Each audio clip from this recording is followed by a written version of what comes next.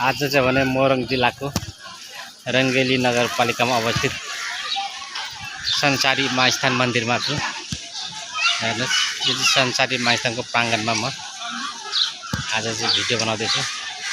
यसो दर्शनको लागि आएको थिएँ, त्यही भएर हेर्नुहोस् यस्तो छ। यो रुख चाहिँ मोरङ जिल्लाकै सबैभन्दा ठुलो रुख हो। यो चाहिँ पिपलको रुख हो। झन्डै 5 कट्ठा एरियामा यसले ठाउँ ओगटेको छ।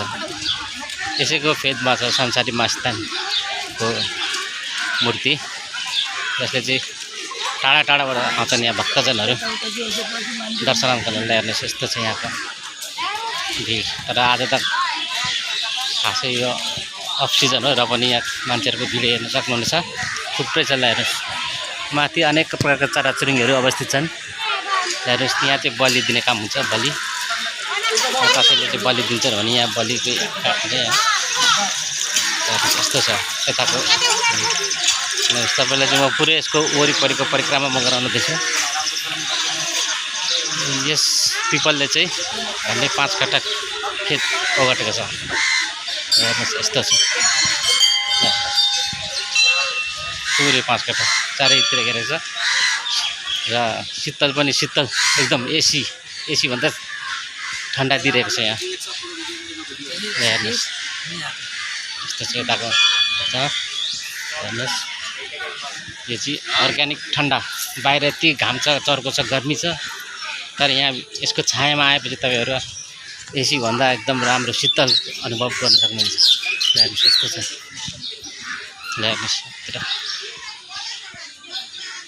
अहिले चाहिँ म वरिपरि घुम्दैछु। हेर्नुहोस् यस्तो छ यताको शीतल। हेर्नुहोस् यस्तो छ यता यतातिर मन्दिर। यसको वरिपरि यो पिपलको फेदको वरिपरि यस्तो घेरेको छ। यहाँ संसारी मास्थानको मूर्ति छ, जहाँ चाहिँ भक्तजनहरू यहाँ आएर पूजा गर्छन्। हेर्नुहोस् सामान यसरी लिएर राख्छन्। हेर्नुहोस् भिड यस्तो छ। म चाहिँ यसको वरिपरि परिक्रमा गर्न आँटिसकेँ। हेर्नुहोस् यो चाहिँ मोरङ जिल्लाको रङ्गेली नगरपालिकामा अवस्थित संसारी मास्थान अहिलेको समयमा निकै चर्चित छन्, निकै चर्चित मन्दिर। हेर्नुहोस् यतातिर चाहिँ हेर्नुहोस् यो चाहिँ हाम्रो प्रवेशद्वार गेट हो। यहाँ चाहिँ भक्तजनहरू आएर बस्छन्। उतै माथि चाहिँ भक्तजन आएर बस्ने त्यो ठाउँ हो। त्यो चाहिँ विश्राम स्थल। यसको प्राङ्गण यति एरिया छ। यस्तो छ। केही भनिदिनुहुन्छ कि?